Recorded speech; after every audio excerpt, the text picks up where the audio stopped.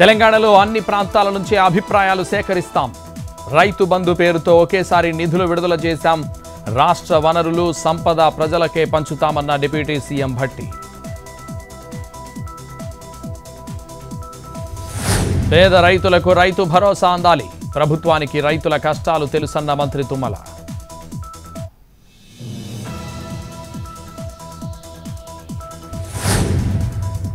గత ప్రభుత్వ పథకాలకు ప్రజా అభిప్రాయ సేకరణ జరగలేదన్న మంత్రి పొంగులేటి. ప్రభుత్వం ఖర్చు చేసే ప్రతి రూపాయి ప్రజలదేనని కామెంట్.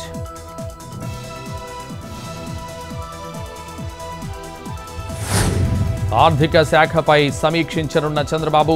ఆర్థిక శాఖపై విడుదల చేయాల్సిన శ్వేతపత్రంపై సీఎం కసరత్తు. మద్యం కుంభకోణంపై సమీక్షించనున్న చంద్రబాబు. త్వరలో హైవేలపై మరమ్మతుల పనులు ప్రారంభం. బీజేపీ హయాంలో రోజుకు 30 కిలోమీటర్ల హైవే నిర్మాణ పనులు. ఫ్లైఓవర్ నిర్మాణానికి కేంద్రం 100 కోట్లు ఖర్చు పెడుతుంది. బలమైన ఆర్థిక శక్తిగా ఎదగాలంటే మౌలిక సదుపాయాలు కావాలన్న పురంధేశ్వరి.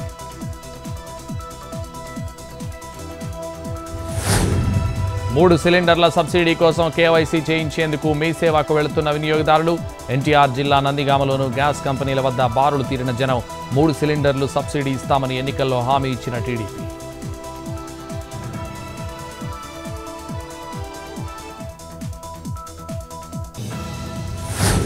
విజయవాడ కిడ్నీ రాకెట్ కేసులో మధ్యవర్తుల కోసం గాలింపు. పరారీలో ఖాదర్ బాషా, వెంకట్, మధుబాబు. కిడ్నీ అమ్మకంలో మధ్యవర్తిత్వం చేసిన ఖాదర్, వెంకట్.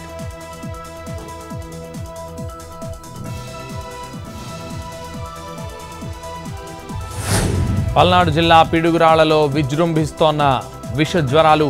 వారం రోజుల్లోనే 45 అతిసార కేసులు నమోదు. కలుషిత నీరు, అపరిశుభ్ర వాతావరణమే కారణమంటున్న అధికారులు.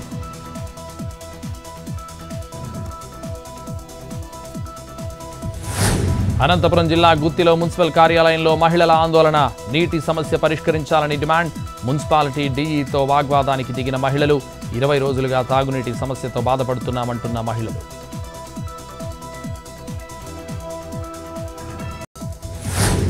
స్వల్పంగా తగ్గిన బంగారం, వెండి ధరలు. 22 క్యారెట్ల 10 గ్రాముల పుత్తడి 67,090 రూపాయలు.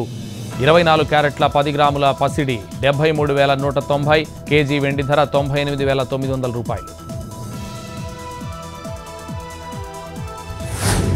తిరుమలలో వసతి గదుల దళారులపై టీటీడీ ఉక్కుపాదం. 2 రోజుల వ్యవధిలో పట్టుబడిన 3 దళారీలు. అదుపులోకి తీసుకున్న టీటీడీ విజిలెన్స్ అధికారులు. వసతి గదులు తరచూ పొందుతున్న వారిపై ఫోకస్.